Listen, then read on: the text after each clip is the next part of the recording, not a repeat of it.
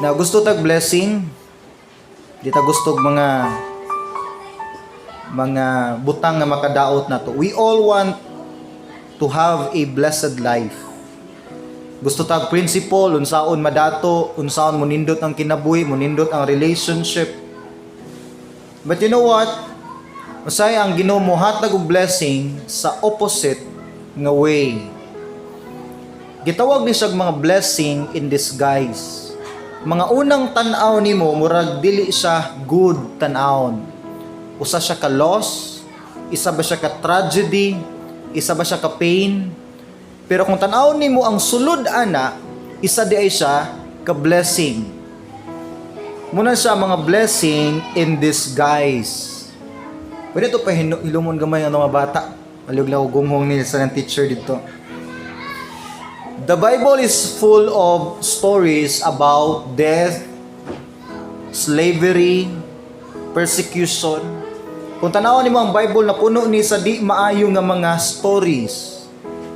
Yet, ang Bible gitawag pud siya usa ka libro sa panalangin. Daghan king na record dinhi nga mga tao nga gi-bless sa Ginoo. And you know what? Ang pag-bless sa Ginoo nato isa ka butang nga dapat natong sabton. Unsa man dining blessing? Ang blessing isa ni ka favor nga gihatag sa Ginoo nato nga makatabang sa ato ang kinabuhi. Hinumdumi ha, dili tanang butang blessing. Unsaon niyo pag-identify nga isa ka butang blessing? If makahatag nig kaayuhan nimo, if makapaduol nimo nis Ginoo, o kung makapa-improve ni sa imong spiritual life. Otherwise, kung ang isa ka butang, even opportunities, makapaguba gani sa imong Christian life, dili na siya blessing from the Lord. Ang blessing sa Ginoo, makatabang ni pag-improve sa imuhang spiritual nga life, dili ni muguba sa imuhang commitment. Now, kung nakahinumdo mo sa akong illustration, isa sa mga ganahan akong illustration, isa ka graduating college student. Nasa gipangayo sa iyang papa, kay adunahan man lagi sila, ingon siya, pa, isa lang akong pangayoon, unta tagaan ko nimo brand new nga car, ini-graduate na ako. Grabe no, simple lang iyang pangayo. Brand new nga car, and you know, iyang papa, wala lang ni-react, walay comment, ni-smile lang iyahang daddy.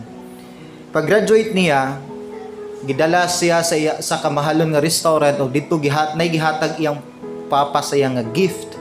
Excited siya kay nagtuo siya nga car na gyud ang ihatag siyang daddy.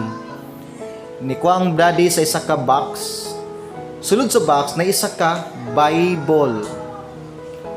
Gihatag niya siyang anak, ang akong promise nga gift nako nimo. Pagtanaw siyang anak, disappointed.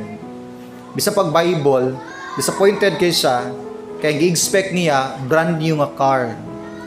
Yung gidawat ang Bible, wa siya ganahin mo kaon, uli sila sa ilang balay. O gabi nimo para sa anak mo ti pinakadakong disappointment niya sa iyang life. Nang luod siya sa iyang papa, how many years? Hangtod nga wa niya tarungag tagad iyang papa gikan ng anak nga time. Namatay iyang papa.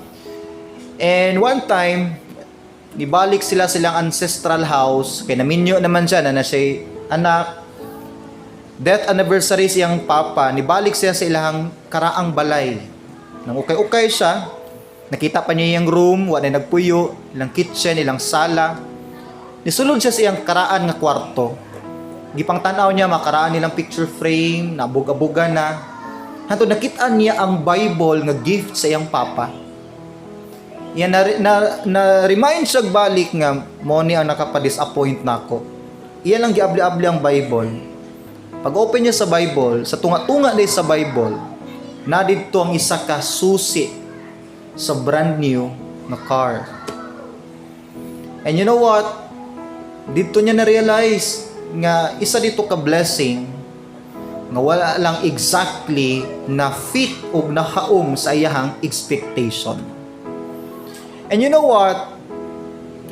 Dili na to i-judge ang situation sa atong life. I don't know unsay nahitabo karon sa imong kinabuhi. Dagan guro kag pangandoy prayer sa Ginoo Pero wala gid exactly na hitabo unsa nimo ni gipangayo. Siguro specific ka, Lord, mo ni color, mo ni size, mo ni price, mo ni gidak-on. Inani, Lord, nga edad dapat inani nako. Na kay dreams. Ayaw i-judge dayon ang situation.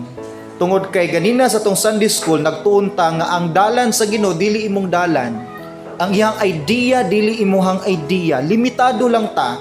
Daghan kay butang nga i-surprise ang Ginoo nato ug nagdemand dig isa ka kumpleto nga pagsalig sa iyang mga promises. Amen. Daghan siya blessing in disguise.